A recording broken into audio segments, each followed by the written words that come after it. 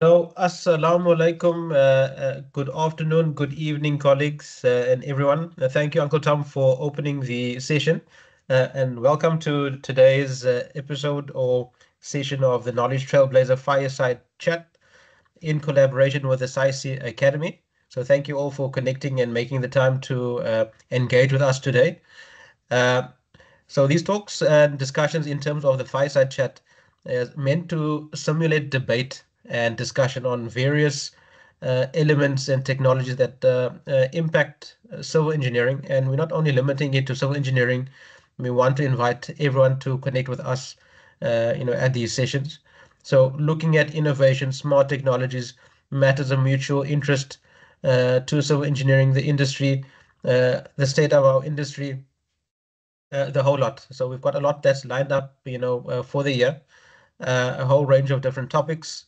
So then keep your eyes peeled. So typically the second Tuesday of or Thursday, sorry, of every month, we are looking to have something, presented. So you saw now in the slide deck, the topic for next month being the role of civil engineering or civil engineers in the solar industry.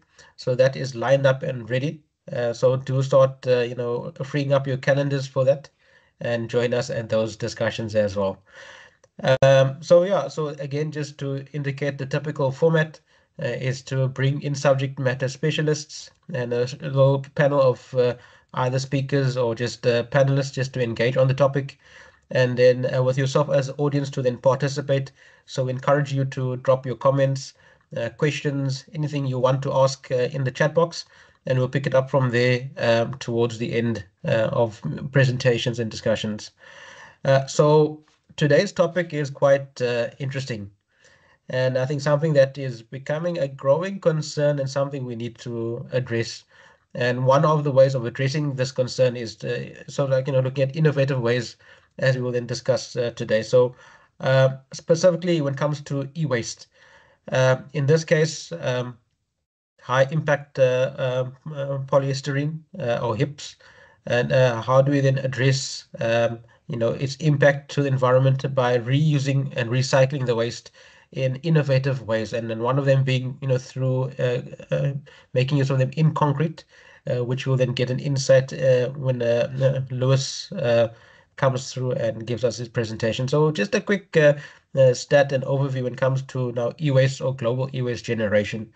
And if you look at, some quick stats, what you get is that, in terms of volume, globally, we produce 62 million metric tons of e-waste. This was in 2022. So it's double the amount that it generated in 2010. So, as we go into the fascinating world of electronics, it does come with the dark side of this e-waste that gets generated, and we just need to be responsible from our side in terms of how we manage, the impact of this e-waste. It's becoming the fastest growing waste stream globally. Obviously, now as we go more and more into technologies like indicated, it's obviously natural for that to then occur at the same time. And they're projecting that forecast by 2030 to reach 80 million tons globally. So it's quite important that we look at limiting the impact when it comes to landfill. And when look at now in terms of recycling, what's happening within the space. Um, from the stats that we've done a bit of research on, it indicates only 22.3% gets recycled, which is very small, and 75% or over 75% gets dumped in the landfills. I mean, there's materials that you can recycle out of them, as you know. You make use of gold, silver, and copper in these components, so you can recycle them out. So there are a few companies that are looking at recycling it, and yeah. So what's our role as civil engineers? So today we'll get a presentation from Lewis Parsons from WITS in terms of how we then tackle and address this in an innovative way as civil engineers. So I will then quickly ask my panelists just to introduce themselves. And we'll start with Lewis and then Prof. Nubani. If you can just quickly introduce yourself to tell us who you are, what you do, and just your role on this topic specifically. Lewis, All right. Thank you so much, Shakir. if you can put your camera on as well. so you can see. Sure thing. Yeah, there you go. All right. Everybody can see me, I hope. Yeah. All right. Well, thank you so much for the introductions. It's very much appreciated. I also would like to thank everybody for availing their valuable time to participate in today's discussions. It's very much appreciated. I also would like to thank everybody in the panel for joining in the discussion, and I hope that we can have some healthy debates on the topic. So I'm a lecturer at the University of the Witwatersrand. I specialize in construction materials, and the work that I'll be covering today is derived from the work that I performed. It's actually just more of a small portion of the work that I did in my thesis, my PhD thesis. Yeah. So, thank you very much again, and I will present to you my work shortly. No, thank you. And thank you for also mentioning it's only a small part of your thesis that shows me that there's a whole lot more to discuss.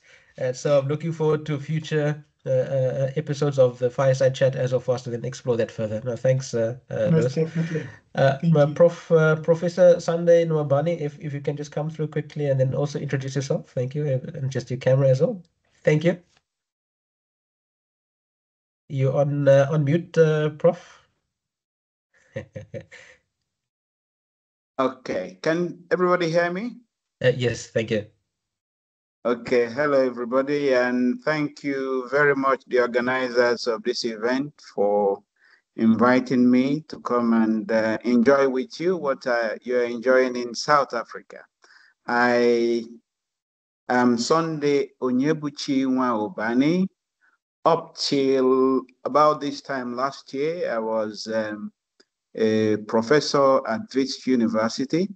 But I finished my contract and I moved over to Abuja now in Nigeria at the University of Science, African University of Science and Technology in Abuja. That's where I'm speaking from.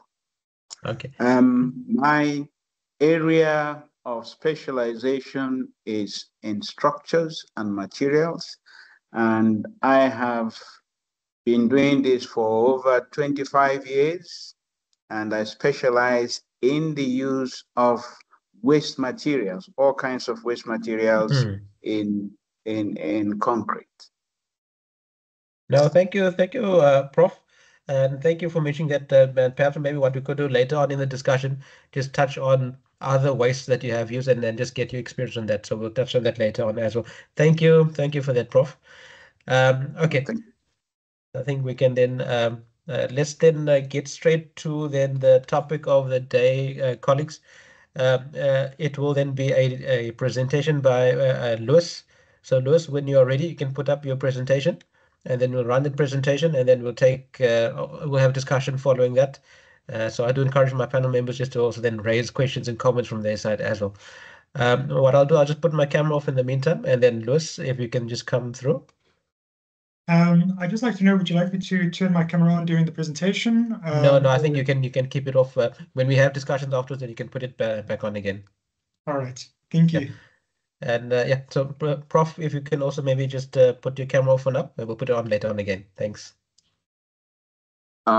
Just can't see it for some reason. It's hidden. It's disappeared for some reason. Okay, let's see. Yeah. Okay. Uh, Thank you, Prof. Okay, Lewis, if we can just put it in presentation mode.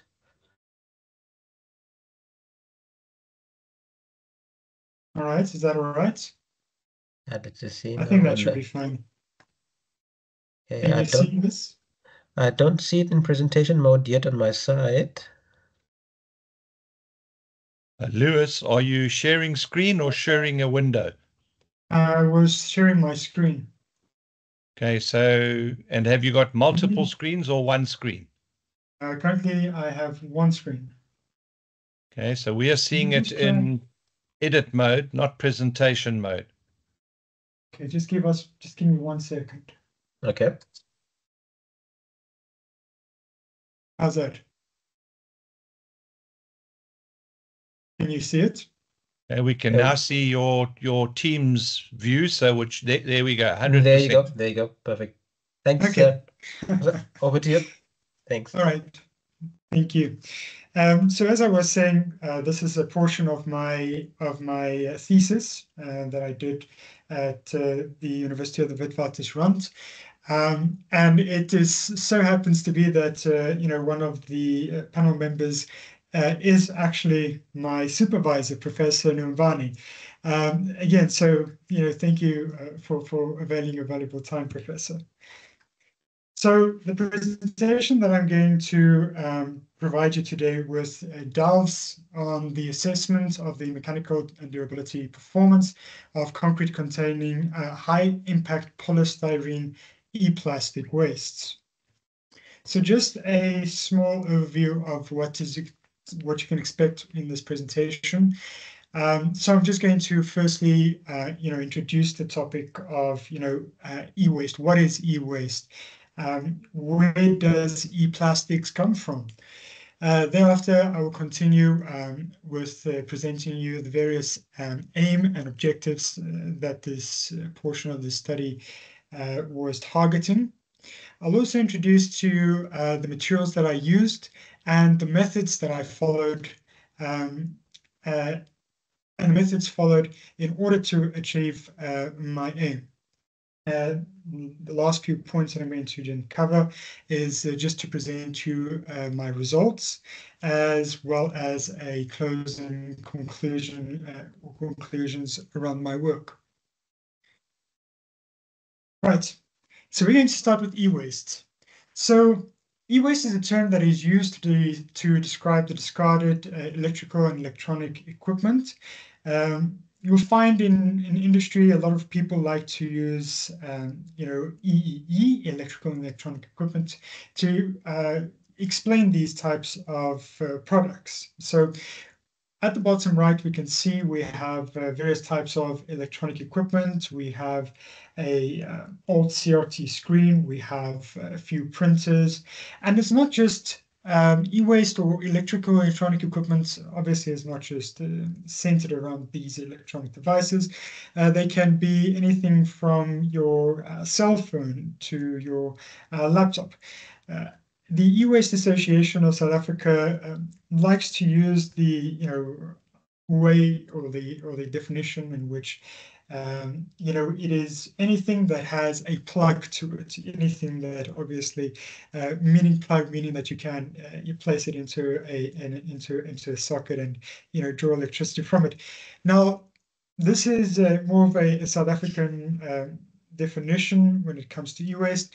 There are more technical definitions, but for the purpose of this demonstration, we will assume that it encompasses general small and large household electronics. So we find that within our e-waste, the generation is quite significant. We found providing us with a few stats early on. And it was found back in 2019 that globally we produce around about 53.6 million metric tons of this electrical and electronic equipment waste, and is presumed to project to an amount about 74 million metric tons in just a few years from now. So indeed, this is a waste, a growing waste, and one of concern. Now, one of the reasons of this can be due to people wanting to have the newest, the latest technologies. We also find that electrical and electronic equipment manufacturers sometimes have planned obsolescence in the equipment, or they design the equipment in such a way that you cannot repair it, or it's very difficult to repair. So we find that in South Africa, we produce approximately 6.2 kilograms per inhabitant of this e-waste, which is significantly higher compared to that of the rest of Africa, which is approximately 1.9 kilograms per inhabitant. Now, we do recycle e-waste to a certain degree in South Africa, but it's more of a cherry picking. We'll find that a lot of the valuable materials, such as the copper, such as the printed circuit boards that contain gold and other valuable materials, these are often recycled, both formal and informal, by informal and informal recyclers. And we find that the less valuable materials, usually your glass or your plastics, as we concentrate on this in this presentation, are often discarded with little to no thought. And so, the idea is that, what can we do with this waste product? Now, if you had to look at the various types of plastics that you get in EE, electrical and electronic equipment, I'm going to use that from now on, or yes, one of the most popular plastic products that we find in EE is high impact polystyrene. On average, you'll find over 50% of your electrical and electronic equipment utilize this type of product.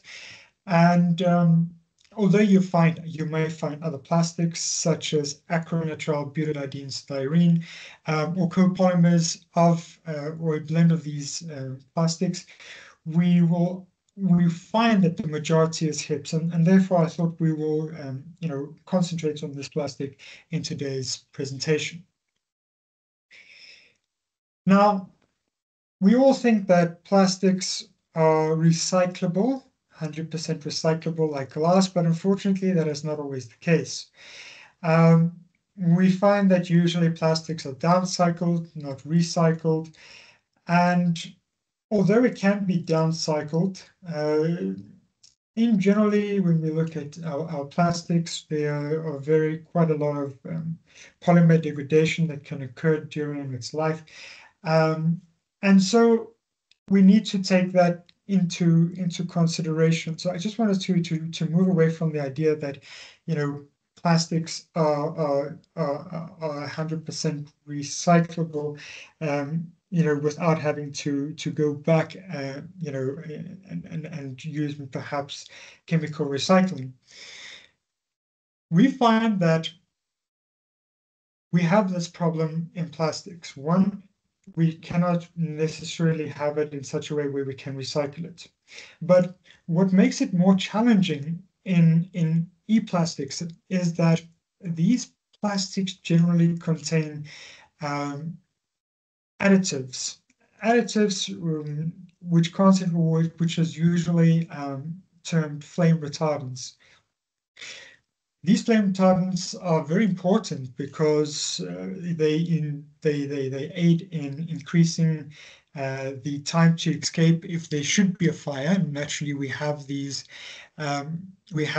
high currents or electricity within our devices. We want to ensure that if there is some sort of short, that there's some time to escape. Or even better, if we can have a situation in which the fire can be extinguished. And this is why we use flame retardants. Now, although there are many types of flame retardants that we find in plastics, one of the most popular that we find is bromine flame retardants. And we find that these are usually scavenger hunters. They like to capture free radicals. And in doing so, they can smother the flame, they can produce a char, and therefore hopefully prevent the spread of fire. So these plastics, these electronic plastics, along with having the normal degradation that occurs with every plastic, as previously mentioned, we find that there is an additional factor, and the reason why we would struggle more in recycling, and I'm putting recycling in brackets, is because of the addition of flame retardants within the polymeric matrix. Now,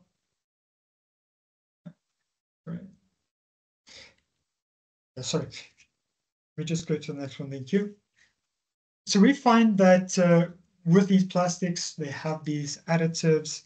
They're pretty difficult to recycle.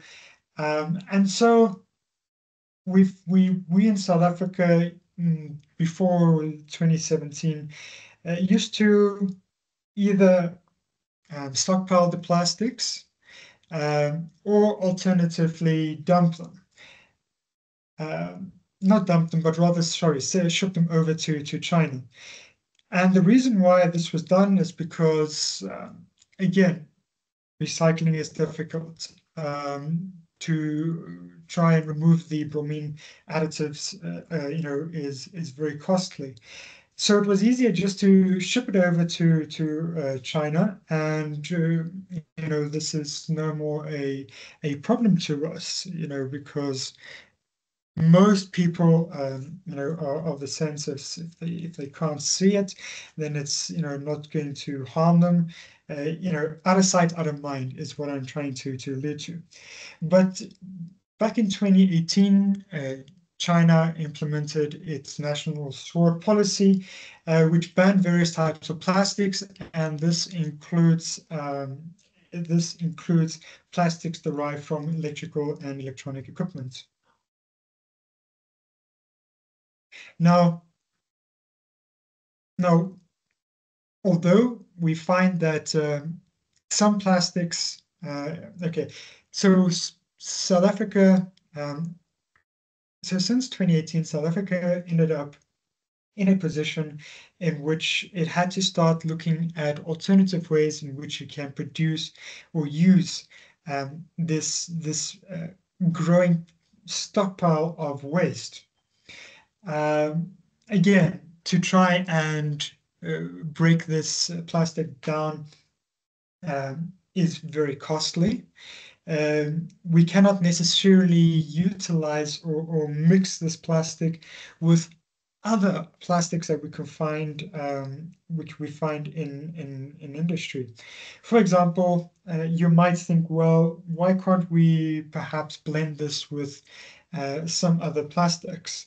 There are two problems with this. The first problem is that you need to be very careful on the miscibility of the different types of plastics that you can find. Sometimes they don't mix well, is where I'm going, and therefore you might have different phase separations. The other important point is that if you do have, if you would like to, let's say, mix a batch of ABS, virgin ABS, or perhaps even recycled, and I'm putting that in brackets, with this potentially mechanically ground or granulated material, you cannot get rid of the ABS within this plastic. It will just be remelted in the plastic into the new batch. And research has shown that some manufacturers do use or do blend the EEE plastics or waste electronic plastics within other materials and use it, perhaps maybe in wheelbarrows, maybe they can use it in park benches. But the problem is we still have that heavy elements staying in the polymeric matrix. And a study by Brits actually found that these heavy elements have been found within birds' eggs, within human breast milks, in South Africa, which kind of suggests that these electronic plastics might be being recycled into products that do not necessarily require protection from flame.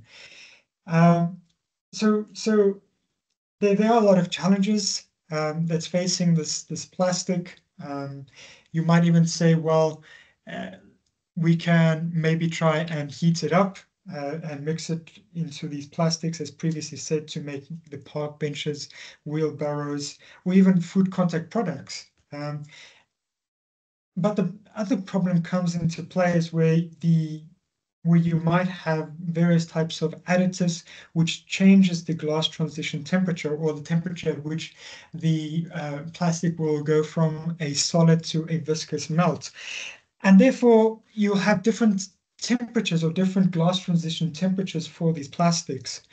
And when you do heat them up, you might find that you will start to melt one plastic above the other, because the blended plastics will have different glass transition temperatures. And now, depending on the degree of difference, you could even find that there might be polymeric degradation because of the elevated heats that the one plastic needs to be subjected to, such that the secondary plastic can obviously come to a melt. So yes, indeed, there are many ways, challenges that this plastic is currently facing. And therefore, the question is, how can we then try to lock up this plastic in such a way whereby it could be used potentially, or safely as a secondary resource in another application.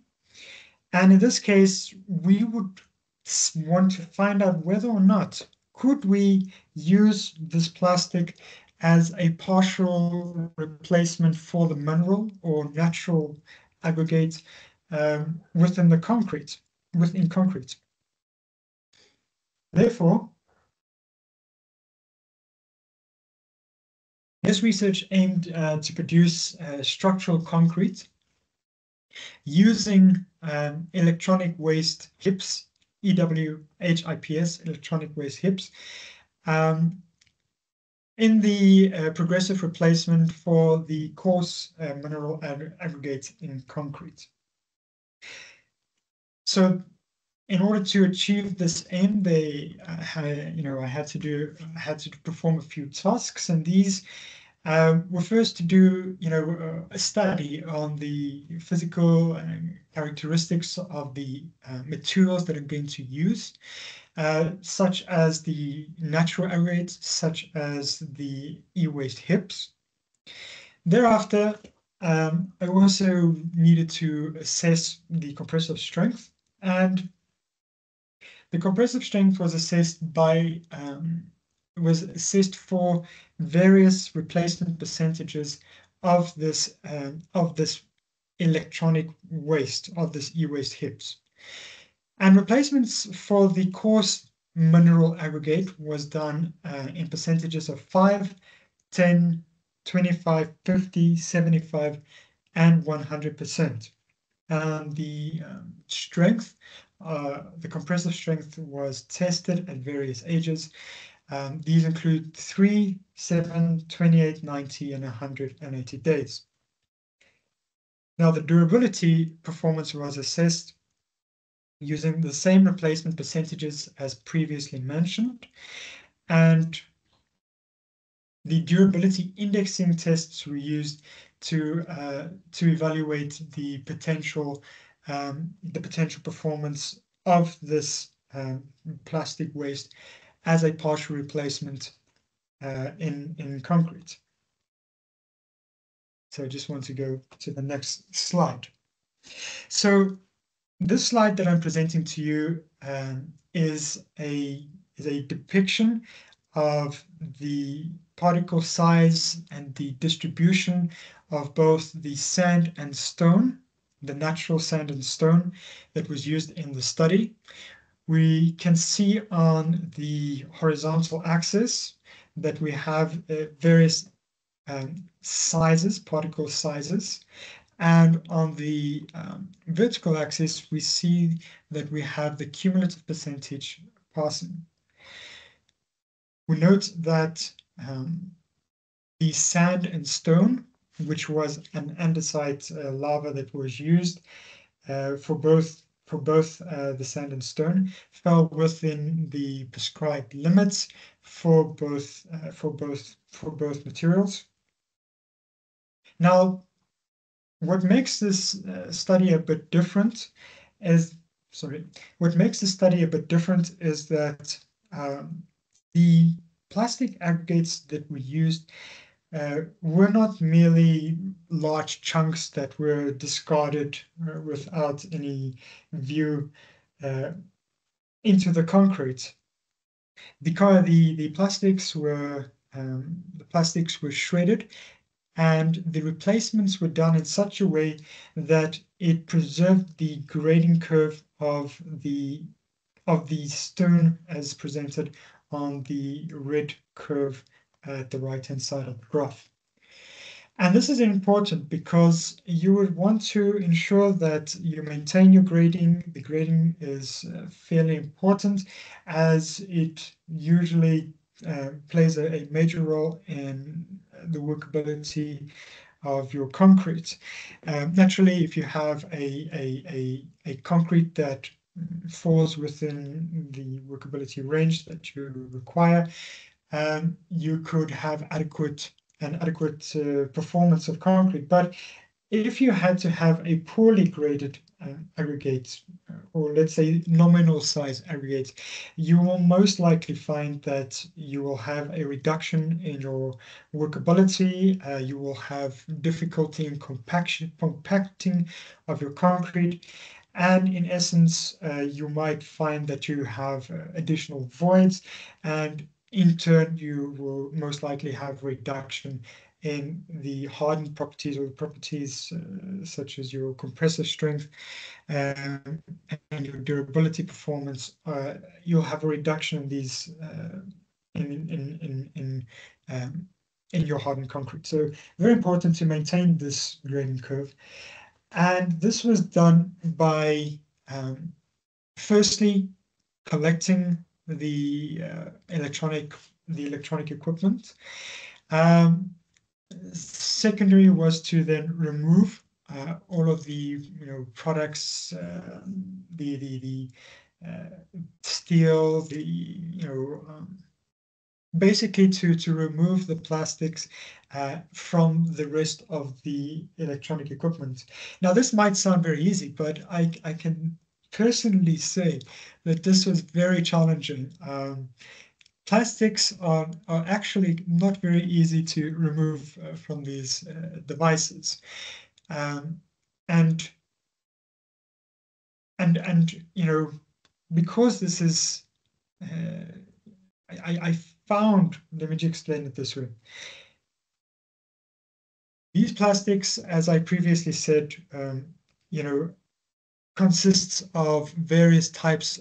You find that you have various types of plastics within these electronic devices. And one of the problems that I found was you have perhaps 3 or 4 different plastics within the same type of equipment. You need to identify these plastics. These plastics, some of them don't have any identifying markers on them. You find that the screws, you might need a flat nose or a star screwdriver to remove these. Sometimes you have these screws that are extremely difficult to actually remove, because they are it's a very specialized tool to remove it. So very time consuming, and we can have further discussions on that perhaps later on if it's needed. Once these were finally removed, they were placed in granulators. These granulators have different sieve openings, and depending on the size of the opening, you can dictate the particle, the fraction size that is expelled from these granulators. Now, as I previously said, we are preserving the natural grading curve of the natural or mineral aggregate, and this was due to the fact that we didn't want to, or we wanted to ensure that we maintain a sufficient workability. Now, this slide that I have shown over here, we find the different, I'm presenting to you the different fraction sizes that I replaced. This includes the 5 millimeter, 7 millimeter, 10 millimeter, as well as 13 millimeter.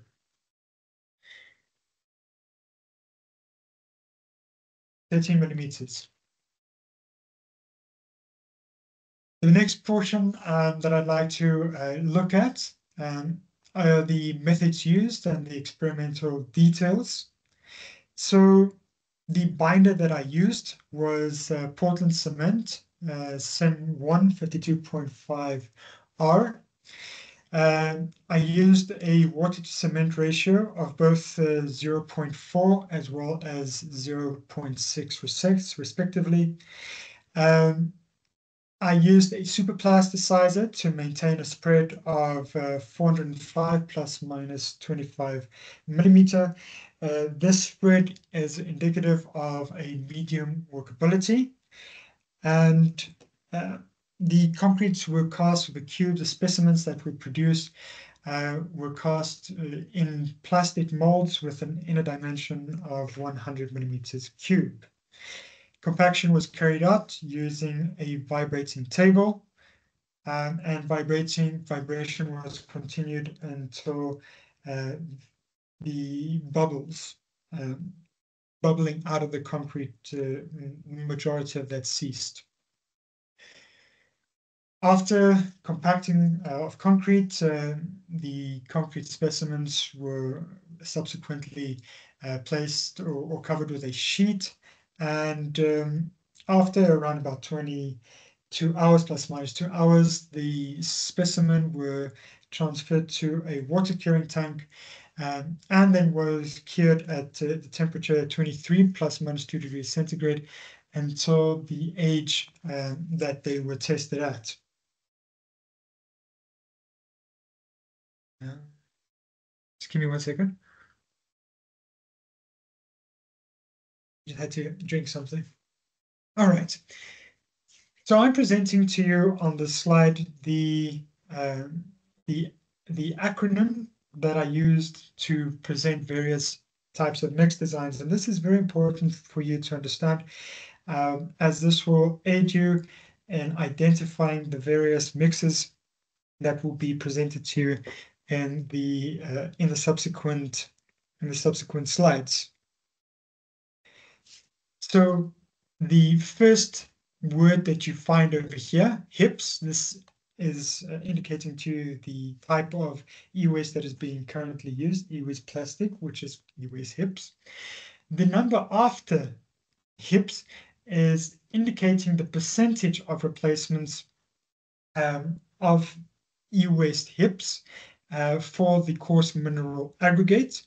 In other words, here we find that we have 50, and this is indicating that we have 50% of the coarse mineral aggregate being replaced with HIPS. And then the number at the end, this is indicating the water to cement ratio that was used.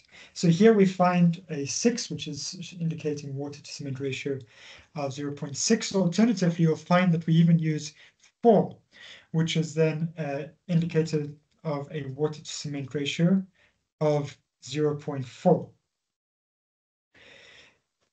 On this slide, I'm presenting to you the mixed designs that were used within the study. Again, we see that we have our various types of mixes. In the first few rows, we have the mixes made using water to cement ratio of 0.6. And in the following, we have additional mixes using water to cement ratio of 0.4. Now, you will notice that I've highlighted 2 mixes with the water cement ratio of 0.6 and 1 mix we're using a water cement ratio of 0.4 in red. And if we scroll over to the column that indicates the density, we notice that the density is less than 2,000 kilograms per cubic meter. And in the majority of literature, you will find that concrete with a unit density of less than 2,000 kilograms per cubic meter is indicative of lightweight concrete. Therefore, if we replace our coarse natural aggregate using this waste product or secondary product, we can, in essence, produce lightweight concrete. And this is both for mixes using water cement ratio of 0.6 as well as 0.4. I'd just like to just quickly go through this. The sample preparations that were done for our durability mix or durability indexing tests were performed at 28 days using SANS 3001 CO31 as shown above. And what this test involves is that you need to core various sizes of discs, which will then be used in the durability indexing tests. And on this image or figure that is presented to us on the right-hand side, we can view the cores. I hope you can see my cursor. We can see that we have the various types of cores. The cores that we will be testing are the cores that are presented to you right after we have removed this exterior face. So the cores that we'll be testing have a depth of 30 millimeters and a diameter of 70 millimeters. And we see that we can have two cores, the one presented right over here and the secondary on the opposite side of the core, to perform our durability indexing tests. Now, this is an image of the discs that were cored, and here we can find this is a representation to show you, what the concrete looks like. First of all, if we had to look at concrete made using 0% plastic replacements, or alternatively a 100% plastic replacements of using e-waste. Now, I must say that it was fairly easy to core concrete, according to the specifications as previously shown, for concrete made using no plastics. But I found one of my challenges with coring these plastics that the teeth of this barrel, kept on being clogged with this plastic, trying to crawl through. And so, a core that could take maybe about 5 minutes to core for plastics using 100% took close to a half an hour in some instances. So quite a lot of work. And we also saw that, if you look at this image right over here, you'll find that there is some plastics that have melted, and also being flung out, obviously, as coring was continued. So this slide serves two purposes in that respect.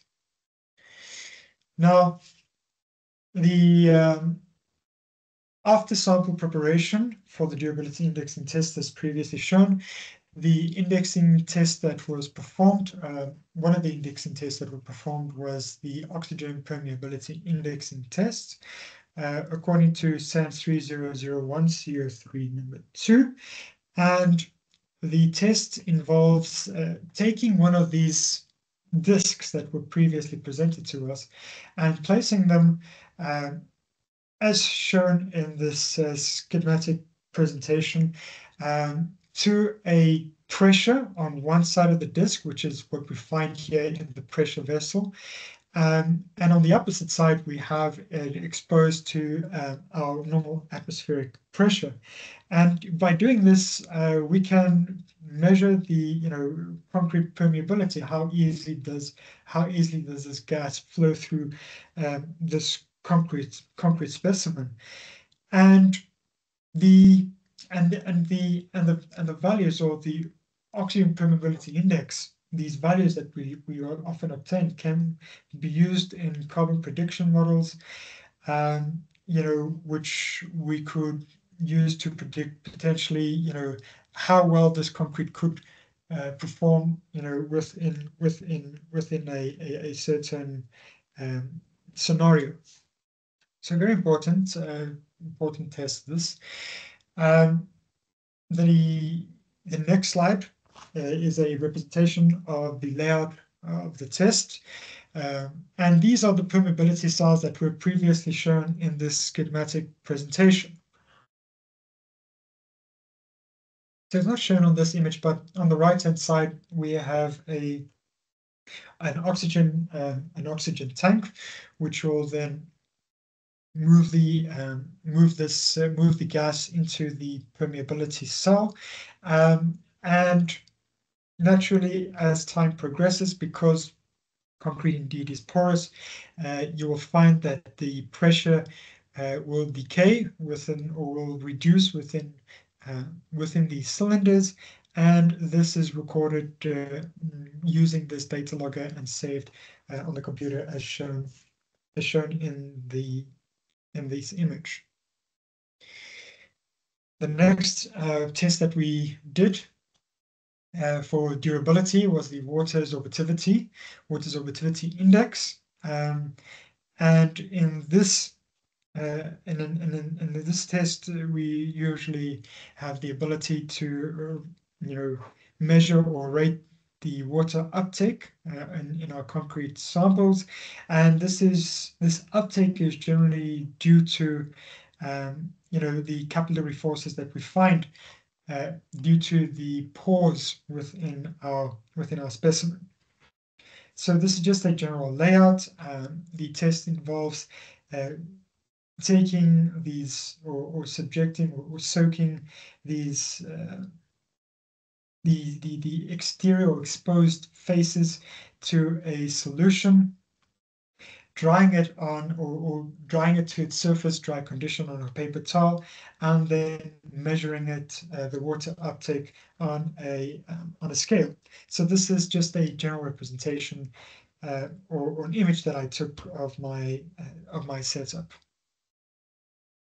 And the last durability indexing test that I'm going to just present to us here is the chloride conductivity indexing test.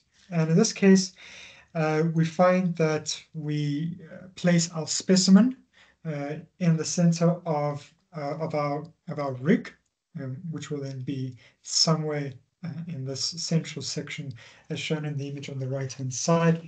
And on either the left and the right-hand side, we have a chloride solution, and a solution that contains a specific ratio dosage of sodium chloride salt. And the chloride conductivity indexing tests can usually help us with measuring the resistance to concrete, or chloride resistance of concrete, and various other diffusion properties of our concrete. So these are the three durability indexing tests that were used in order to evaluate the durability performance of a concrete, along with the compressive strength test that was also measured and will be presented soon.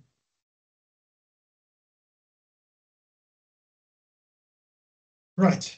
So on the topic of compressive strength, the figure that is presented to you right over here presents the 28-day, 7, 28-day, and 90-day strengths of concrete made using various replacement percentages of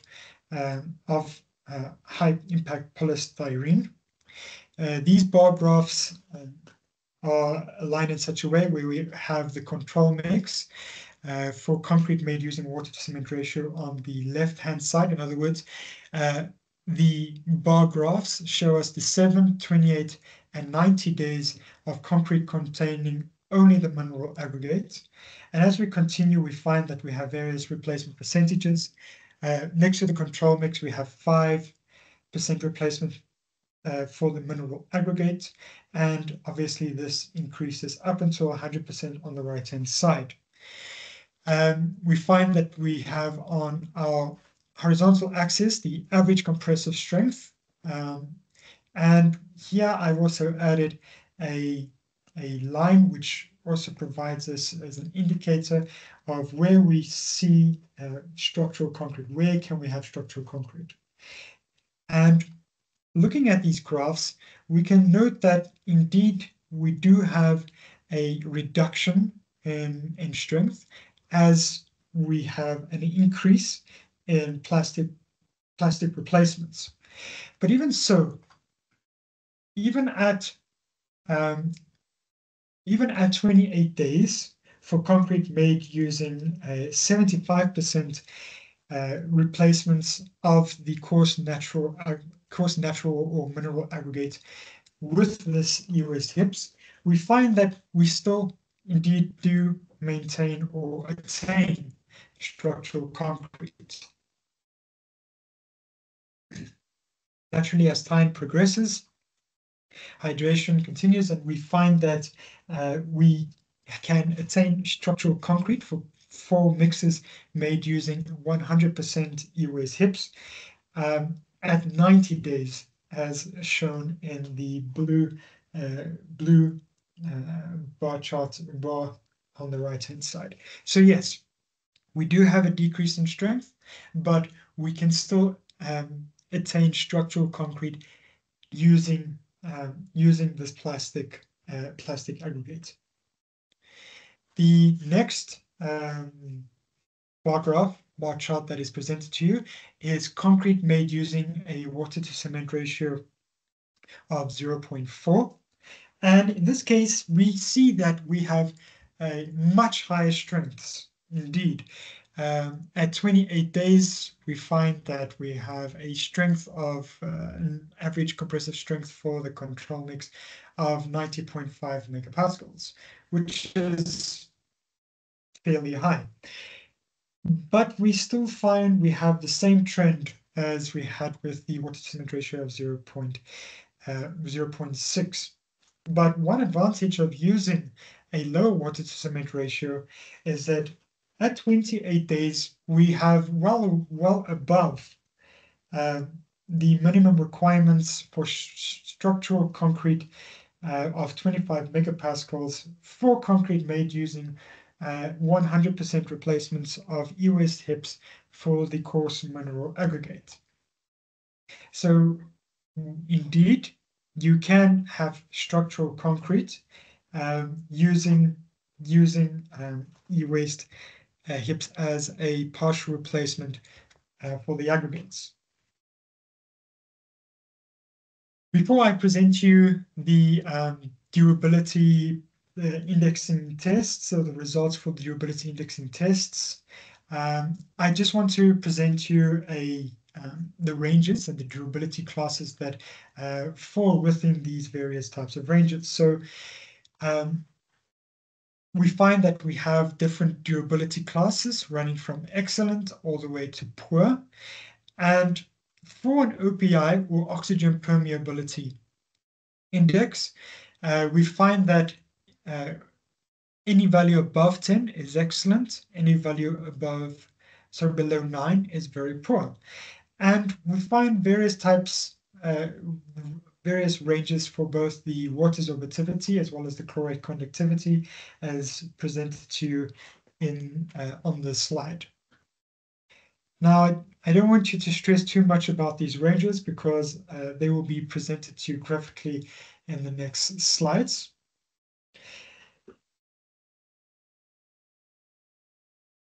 On this slide, I'm going to present you the results for the average oxygen permeability indexing tests for concrete using water cement ratio of 0.6 as well as 0.4 at various replacement percentages.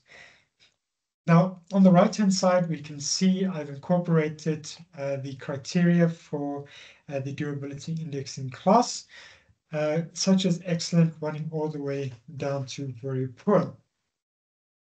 Now, we can see that for concrete made using a water cement ratio of 0.6 and 50% replacements of the coarse mineral aggregate with e-waste HIPS, we indeed have what is termed a good indexing value for the oxygen permeability test. Now, when we reduce the water to cement ratio, we find that we have an improvement. We can see this by just looking at the graph of the water cement ratio of 0.4, and we can deduce that we could potentially have a higher, we could have a concrete which is potentially less permeable when reducing the water to cement ratio. And indeed, if we look at the results for concrete made using 75% replacements of EWS hips, we can have a good to excellent, good to excellent prediction or class for our OPI. So we're going to look at these, we can discuss these a bit later on if there are any questions regarding this. But let's continue to the next slide where we look at the average water absorptivity index, 28 days. And what we note over here is that this is almost more in the reverse. So here we find that the water absorptivity indexing, if we have values that are higher, it will give us a poor value, while smaller values will give us an excellent index. So indicator. If we had to look at these graphs again, as we increase plastics in both concrete made using water to cement ratio of 0.6 and 0.4, we have a reduction in durability performance.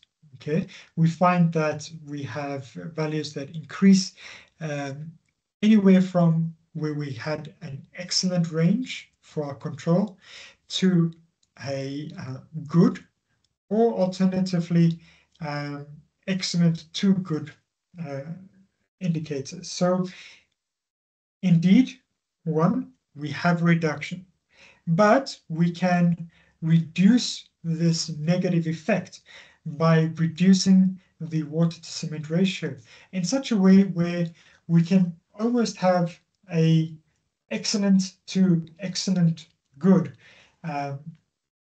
for both hips, for plastics made using high impact polystyrene, replacements for the mineral aggregate, for replacement of mineral aggregate with high impact polystyrene at both 75% and 100% replacements. I know I've been going on for close to an hour, but just bear with me. I'm going to be available for questions very soon. Right, and the next slide that I'm presenting to you is the last indexing test that was performed, which is the chloride conductivity indexing test. And we see again very similar results. A increase of our CCI, which is indicative of a reduction in potential reduction in durability indexing, which is a reduction in durability performance, and therefore the concrete will have a reduced chloride resistance. So indeed we do have this trend, but again, reducing the water to cement ratio can lead to concrete made using hips that is actually will potentially have a better performance compared to concrete made using no natural aggregates, as shown in the control mix on the right hand side.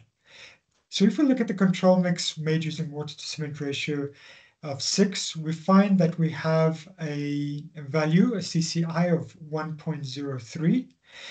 And comparing that to concrete made using 100% e-waste hips, but with a water to cement ratio of 0.4, we have a much lower CCI. compared to that of the control mix. So in this case, we can have and argue that you could have concrete that is, that is very much in the same durability or potential. You can have a concrete that is, that is similar in performance compared to concrete made using only mineral aggregate by just varying the water to cement ratio. Now, one of the questions you might be asking as well, we all know that, or I'm sure a majority of people know that, reducing the water to cement ratio will enhance, the performance, of our concrete. But it is not as easy as just relating that to, the general consensus. The more underlying question is, why is this occurring? And although there are many ways in which we could approach this question, you need to focus down and look into, the microstructure of the concrete, which will aid you in explaining, or not explaining, but rather aiding you in potentially diagnosing or getting to the bottom of why we have the performance that was previously presented to us in these slides.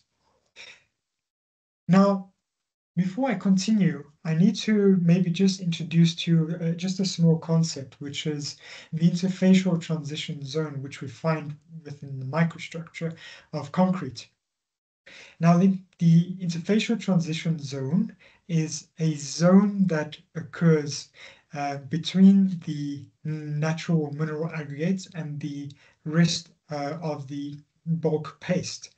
Now, although this region between the aggregate and the rest of the bulk paste, this material between might be made from the same material, is made from the same material as the rest of the bulk paste. It has a different microstructure, and is generally has different products, but is also associated with being more porous, and we can go into the reasons why this is maybe later on in our discussion. But this interfacial transition zone is usually one of the main causes for concrete or dictates concrete performance, performance for both strength as well as its durability. So if I go and present you the images that I took regarding or presenting to you the interface between the paste and the aggregate, and the aggregate includes both the mineral and the plastic aggregate. This image might aid in assisting in understanding and presenting to you the causes or potential reasons as to why we had these performances. Now, at the top right, here we have a BSE image, backscatter electron image. This image is a very special type of image because it distinguishes elements that have a high and low atomic number. So low atomic numbers, such as carbon, for example, generally present themselves as being very dark, while elements with high atomic numbers, these are usually very bright. So looking at this graph, we can see that we have these very bright portions. Okay, these might be indicative of the iron within the natural aggregate. This portion that I'm presenting to you, this is the natural aggregate. We see that we don't have many dark spots in here. But looking at the top, here we see that we have quite a mixture of, various types of structures, and we see we have many types of these, black spots. And, these spots that are presented over here are indeed the pores that are within our concrete. Now, we can use various softwares, and we can isolate the pores from the rest of the bulk paste that is presented to us right over here. Now, the interfacial transition zone usually occurs anywhere from 5 to, some researchers say 120, but the majority of it falls within the first 5 to 30 microns from the aggregate interface. And so if we had to section this portion of paste between the aggregate and the rest of the bulk paste, we can see that we have a strip presented to you in number 2 on the image at the top right. Now this number 2 presents the pores that are in the paste.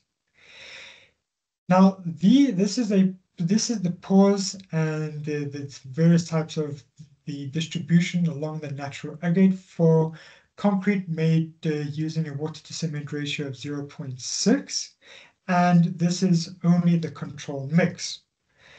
Now, if we had to look at concrete made using the plastic, our hips, for example, here we see that we have on the image at the bottom left, this portion at more of the top right here, this is our plastic.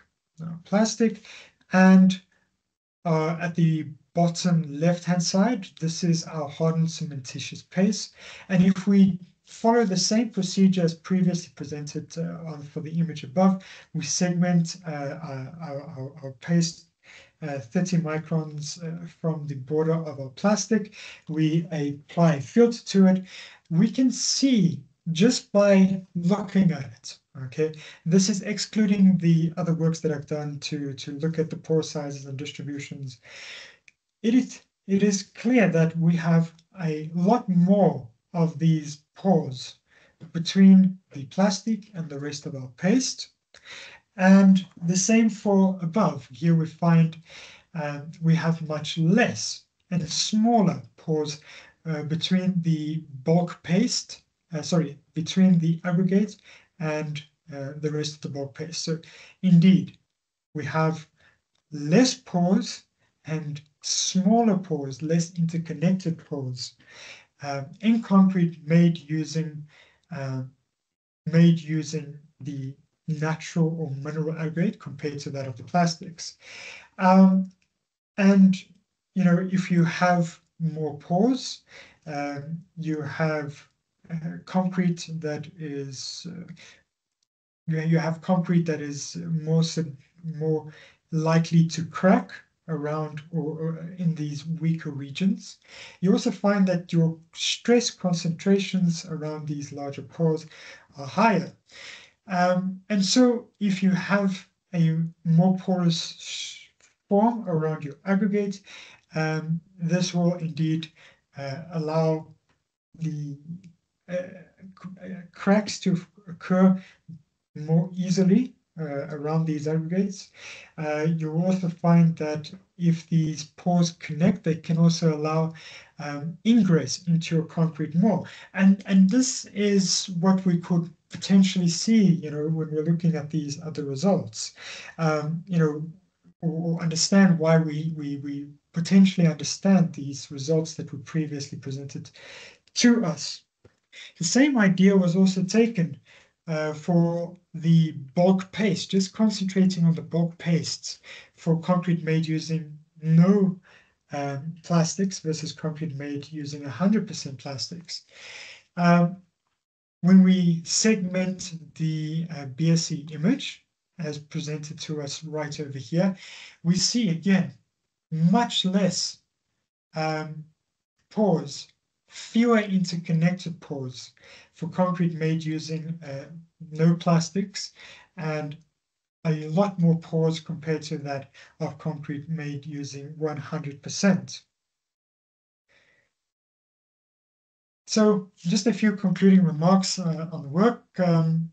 So indeed, we noticed that e-waste plastics reduces the compressive strength of concrete. We found that the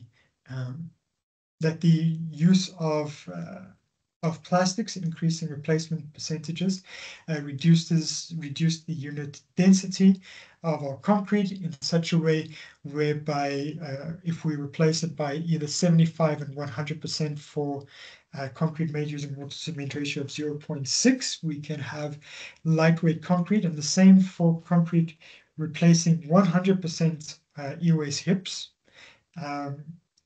in concrete with a mixture water cement ratio of 0.4. We also found that mixes made using a water cement ratio of 0.4, all mixes achieved structural strength or structural concrete at 20 minutes. Looking at the durability indexing tests, we can note that a majority of the tests or majority of the results that we found, if we were to use e-waste hips as a partial replacement for the coarse natural aggregate, we should have at least sufficient or adequate protection from steel reinforcing within our concrete. This has brought me to the end of this presentation. Thank you very much. Thank you. Thank you, Lewis. Well done. Thank you for a very interesting presentation. Very interesting to see all the thought and consideration you need to take into account when it comes to testing these types of concretes. A whole lot of testing needs to be done, and various scenarios in essence are followed and tested in essence. Okay, so Lewis, if you can put your camera on, and Prof, if you can also put your camera on, then we can just have a short discussion. So there's a few questions that I have. So also looking at the time, we may not be able to go through all the questions. We want to try and pick up on questions from the chat as well. And so colleagues, what I'm also thinking is that whatever questions we don't get through, perhaps we could maybe package it in an email, and then Lewis and Prof can then maybe answer it, and we can share it with everyone later on. So Lewis, just an interesting question, and hopefully it's not a stupid question. But plastic is plastic. It repels water. How did you get cement to stick to it? Well, that's a very good question, actually. I just want to do a quick screen share. Sure. Or maybe I can just do, because I can answer your question, but I think it would be probably better if I do. Yes. Okay. So I assume you can see my screen again. Yeah. Yes. So looking at the surface topography, of the mineral aggregates shown on the left-hand side, and then the e-waste hip on the right-hand side. Indeed, there is just visually, you can see that there is a much smoother surface compared to that of the mineral aggregates. Now, naturally, if you do have a smoother surface, you have reduced surface area, and indeed, if you have this reduced surface area, the concrete, as you say, struggles to stick to it. Yeah. So since this is such a smooth plastic, we find that during compaction, you might find that you have a layer of water that accumulates in between this. And because you have this smaller layer, or this water, this small water that might be accumulating next to this aggregate, you increase the water to cement ratio. And if you do that, you are going to have higher pores, higher porosity near your aggregate, which is what was shown previously, and therefore you will have you will have that reduced performance as previously as previously noted.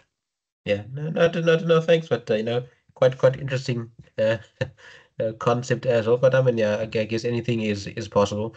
Just for the colleagues with the hands up, if you can kindly just put your comment or question in the chat box. Okay, I don't know, just maybe focus on Prof. Nombani. Seeing that you've got now, you indicated at least 25 years experience in using waste in concrete.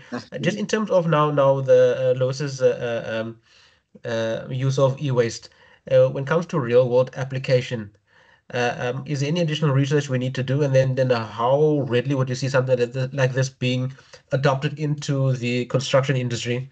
I don't know if you can maybe comment on that, Prof. Yes, thank you. Thank you very much. That's a very cogent question to ask.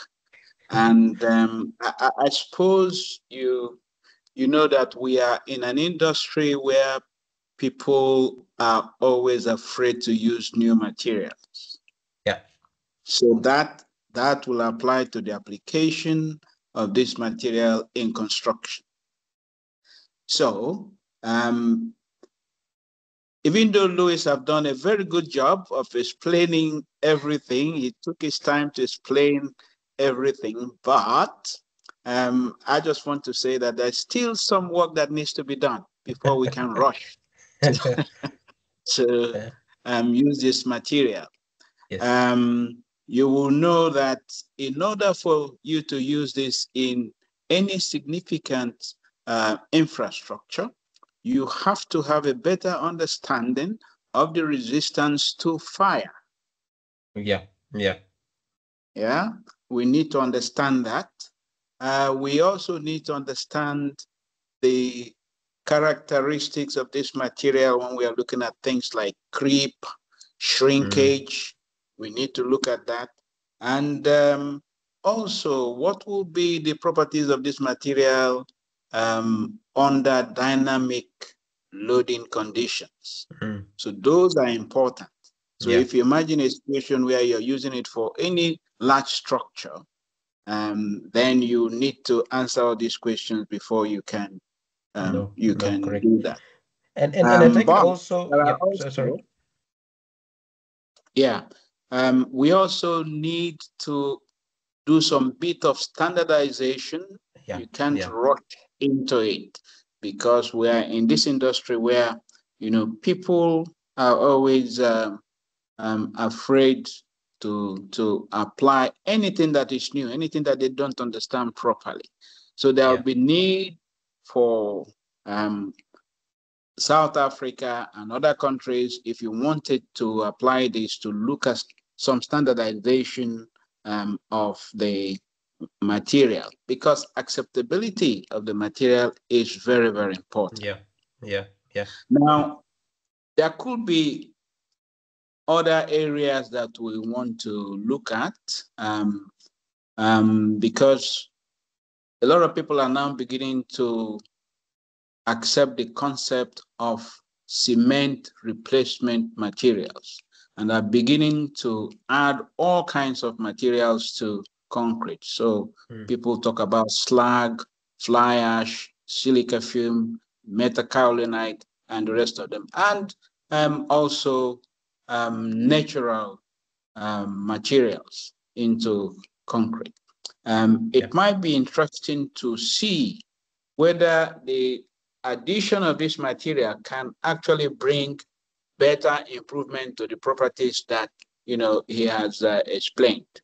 In fact, one thing he probably didn't discuss, but because he was looking at just a small proportion of what he has done, is that we try to see what we can do to improve the strength. Because before he started his studies, we knew that adding plastics will reduce the ultimate strength of your concrete. So we say, okay, what if we did a pre-carbonation of the mix before, so that the strength can, be pushed up a little bit before the concrete has time to actually hydrate properly. So all those things have to be looked at. But there is an area too that we can look at. You can use subject this material to gamma rays. Okay. If you subjected it to gamma rays, then you might be able to modify the properties of this material. It gets harder, it gets stiffer, and you get something that's quite different from the materials that we have used. So that's an area that needs to be looked at. And gamma ray is not dangerous. Okay. It's not dangerous. It's not like other materials that can cause you problem at the end. It leaves no trace of radiation at all. So that could be one of the areas to look at.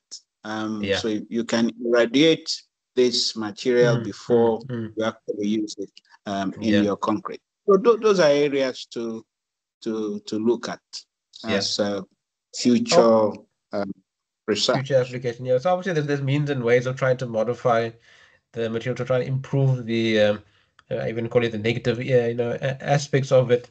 And then I think you also then raise something very important, Prof, that the final adoption then comes down to the standardization and acceptance of it in industry. So I mean the likes like your SABS and others, bodies will need to test it. I know there is agreement. They would probably do some testing as well before it gets used in buildings and the like. And That's right. just also maybe to touch on another question for you then, Prof. Um, uh, any specific unique material that or waste material that you've used in your career that has now successfully been used in industry? I don't know if there's anything you want to maybe just give us a bit of insight on that, maybe. Oh yes, one that I can mention because I was one of the first people that actually started using clay in concrete when we found out that most clays are actually non-crystalline. They are amorphous and therefore reactive. And especially in the tropics, you have, because of the deep weathering that takes place within the tropics, you have very amorphous material. And when you look, if you go to several African countries, you see them as red tropical soils. If you go to India, you see a lot of it. These materials, although we know that clays are crystalline, these ones, are less crystalline. And then we are looking at something that you can use rather than firing the material up to 1,500 degrees C. You can actually fire it and you break the crystalline structure at about 650, 700 degrees C. And that can save money, because what costs money in the production of concrete is actually the fact that we have to pay for the cost of energy of heating the material up to 1,500. So this material is marketed now in the market.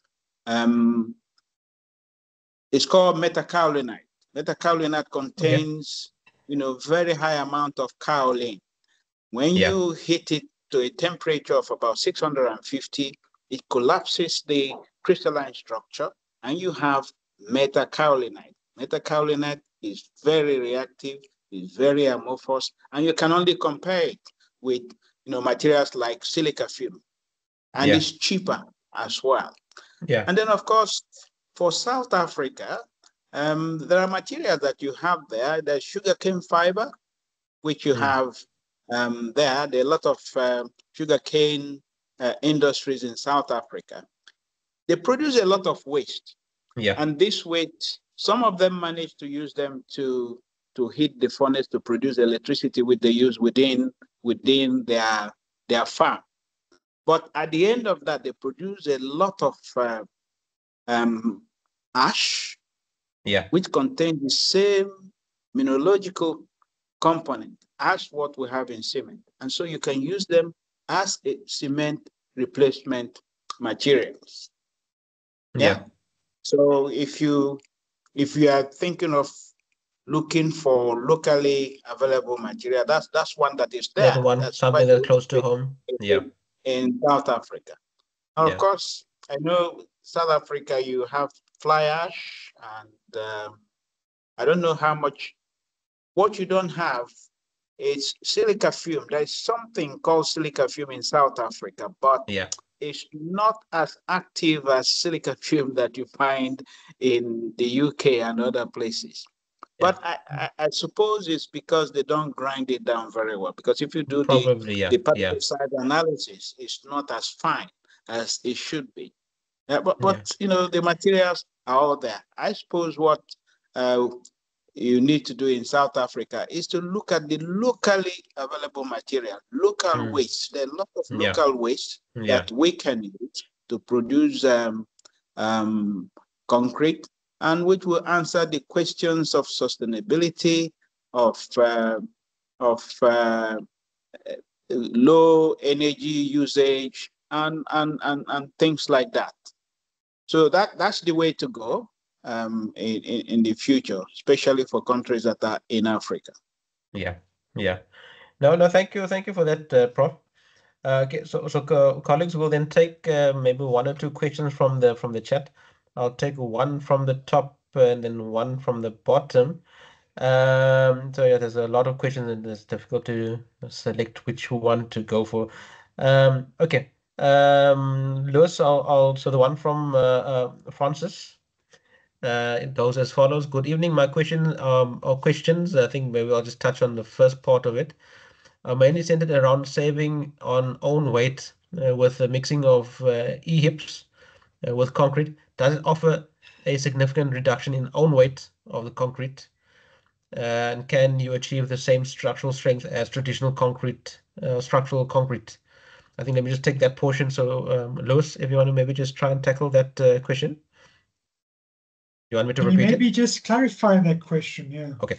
So it says, so the use of E-hips in concrete, does it offer a significant reduction in the own weight of the concrete? And can you achieve the same structural strength as traditional concrete, which I think you have touched on it in your presentation as well. So yeah, that's what it was indicating to you in the mixed designs. Yeah.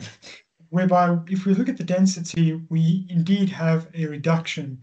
Now you can achieve this lightweight concrete at replacements of about 75% to 100%, as indicated on the in the column for the density. So here we see we have 1,980, 1,827. So this indeed is below 2,000, which in many instances is deemed lightweight per se. And the same was also viewed when we used a water cement ratio of 0.4, whereby with 100% replacements, again, we have less than 2,000 kilograms per cubic meter. Now, taking these into consideration and looking at the performance, the compressive strength at 28 days, at 75% replacements, which is lightweight concrete, we have achieved structural concrete. We have structural concrete. Yeah. And we can have the same at 100% replacements, but this will obviously be at a later time. Looking at the water to cement ratio of 0.4, here we find that even at 100%, we have well above 25 megapascals with a strength of 36.6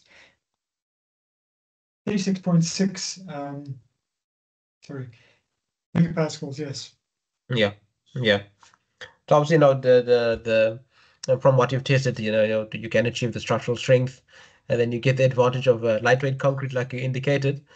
Very interesting to see the results there as well. And I think for me, the one thing that came to mind is that as your amount of plastic increase, you indicated there's a decrease in strength, and obviously when it does get put into full use, it from the design side, it also depends on where you make use of the concrete, depending on the volume of plastics you would want to mix into the concrete as well. Okay, I'm going to pick up on one question from the bottom. And I think for Prof, this is a question for you from Sanjay. How does this material respond into a hot environment like roads in Middle East? I think maybe it's responding back to your clays, if I understand, because the question just came through recently while you were commenting. So how does this material respond to hot environments like roads in the Middle East condition and the hardness of the material as compared to normal aggregates? Yeah, okay. So I think I answered to that as part of my answer to the previous question you asked. Yep. We need to find out because whenever you have this kind of material, they're susceptible to actually kind of losing strength or melting when subjected to very high heat. So in a place like Dubai or maybe Kaduna in Nigeria, you might find that you need to actually check properly. But again, like I said, we have to study it and look at what you can do to actually engineer, a material that can actually resist in those situations. But I wouldn't rush to use it now until we've completed You our do more studies. studies. You need to do more studies. Yeah. That's right. Okay. Okay. Lewis, I think there's one question for you. Have the School of Civil Engineering at WIT, okay, this comes from Paul. Have the School of Civil Engineering at WIT commenced with various ways of researching on how we can have designs which can be rigid to floods, tornadoes, etc. We need to plan ahead for the new government. Okay. I think talking about uh, professionals need to take over because the end of construction mafia is near. Very much so. Not too sure what was asked with the tornado. I think that was maybe just more of a joke. Or maybe think that we're starting to get tornadoes in South Africa these days. We need to start thinking differently. I mean, maybe it's a serious question. I mean, when have you ever seen tornadoes in SA before? I mean, yes, we heard of one or two, but to see the size that we saw in Tonga, wow, that was out of this world. Yeah. No, maybe some. Yeah, so I don't know. Any research you perhaps maybe doing in that field? No, no, One no. of you, not that you're aware of. Not yet. Not that I'm Not aware of. yet. No. Yeah. Okay. Okay, colleagues, I'm mindful of time. We are 7 to 10 minutes over, so I'm going to ask one final question, I think, to both Lewis and Prof. And it's going to be quite a common theme for me in the Fireside chats going forward. I do have a keen interest in technology as also. Lewis, I'll start with you now. The adoption or incorporation of smart technology. Just embedding sensors in concrete so you can pick up, monitor the condition of concrete in real time. Just your views on that. What do you see happening in that field? Is it worth our time to stick sensors in concrete? Is there any benefit? Because I mean, one can argue that concrete is, in essence, a dumb asset. Yeah, but I mean, I feel that you can, learn quite a bit if you do, again, part of research. But yeah, just your views. Embedding sensors in concrete, is it worth it? So Yeah, I think it's worth it, but it's not a core problem of concrete material specialists. It's probably more for those who are doing electronics and electrical engineering. But it's well worth it, depending on what is it that it's supposed to do. Yeah. Especially these days that we're having to build what is known as smart structures. To be good to understand it. But yeah, the answer is yes, it would be good. It's not a waste of time, but it's still developing. It's still No, correct, developing. correct. Yeah, yeah. Lewis, your views on the topic? Yeah, so yeah, no, I have to also agree with Professor Nambani on that stage. It is still in its infancy. I think there's a lot of room for growth, and you know, keeping the cost on one side, because naturally, the cost is going to dictate it. If we could have information in real time on how structure is behaving, then Yeah, we yeah. could plan ahead and Mm, ensure that we will have more safe structures. yeah, We could have by obviously doing all these various measurements, and temperature, deflection, uh, can even look at humidity in some stages. no, no, correct, And correct. Yeah, naturally, if you can prevent premature degradation of your structure, then that could maybe even be in some ways an incentive. Maybe instead of doing repairs, or maybe we could do this before the structure is deteriorating in such a correct, way. correct. So Yeah. so maybe this is a cheaper option. Um, Mm, and again, if we look at the self-healing concretes, usually there's different ways in which that can be done. But ensuring, if you're using bacteria, ensuring that the capsules are not damaged, if they are mixed homogeneously, these yeah, are these are all the challenges. And how do you measure, whether or not it has indeed, uh, if it is adequate, if it is mixed homogeneously within the yeah. No, structure. no, So no, for sure, indeed, for sure. Yeah, I so guess so it, so it yeah, depends where you place the sensors as well. Yeah. No, depends. no, no. So there's a lot of factors, and Yeah. it's a very interesting field. I think, and no, most definitely No, something no, to look into. your comments is now reminding me of a discussion I had last week Friday. We met at SAIC House for a strategy session, and one of the members there is a prof from University of Pretoria.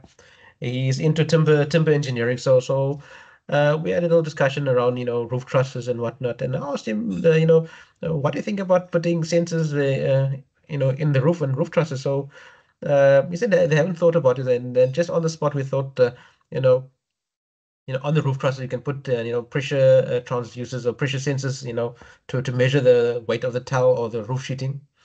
You can have, vibration sensors, you can have moisture sensors, temperature sensors, and then just maybe in the real environment, just test how does a roof truss behave in different weather conditions. And look, it's something that hasn't been done before, but I mean, just imagine the data that comes out of it if you just let it run for a year or so, and then you might discover something interesting. I mean, something we haven't thought of. So yeah, I mean, anything is possible, and who knows which way this could be. So maybe just something to think about, and maybe to the our participants online. I guess just thinking out the box, and let's collect the data in mind. We might discover something. You never know.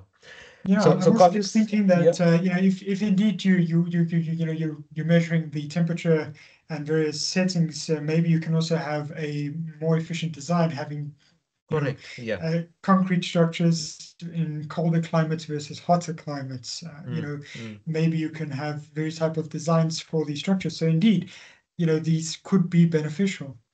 yeah, yeah. I guess the matter of just we slap on a couple of sensors and we just collect the data and see what happens. Okay, so colleagues, we no, thank you, Lewis, and thank you, Prof. Nubani. Thank you very much for making the time to come and sit with Thank us you. and talk to us and for your presentation as well, Lewis.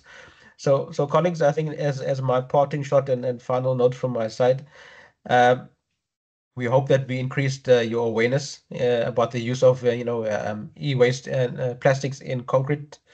Obviously, like Lewis mentioned, the current challenge we have right now when it comes to e-waste is that, out of sight, out of mind, we don't think about it and becomes quite a bigger problem, some way. So let's look at different ways, and this is just one way of trying to reduce the e-waste.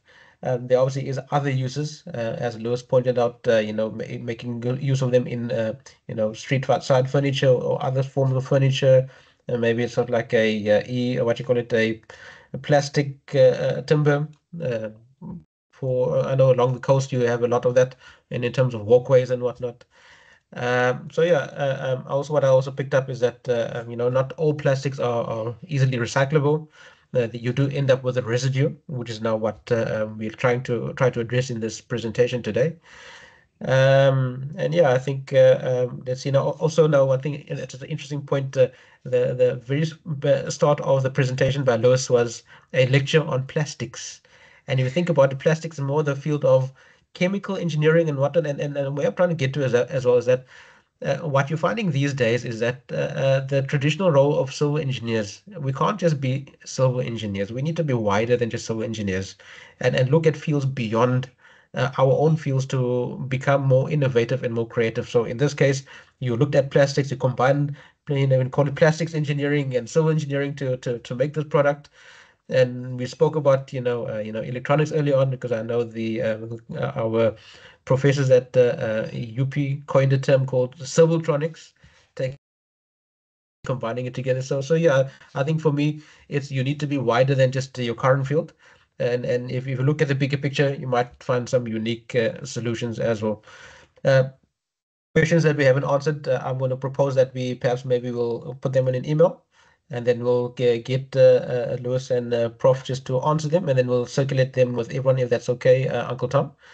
And yeah, I've put out a little questionnaire as well, just to do an assessment. So it's like a feedback assessment of this, fireside chat today.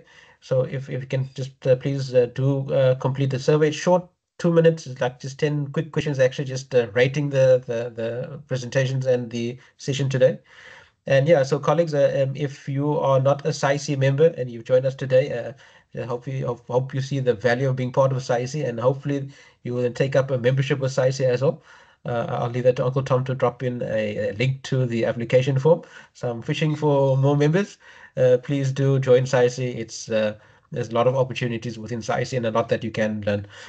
So Uncle Tom, I'll then hand over back to you. Thank you. I think that's it from my side. Thanks.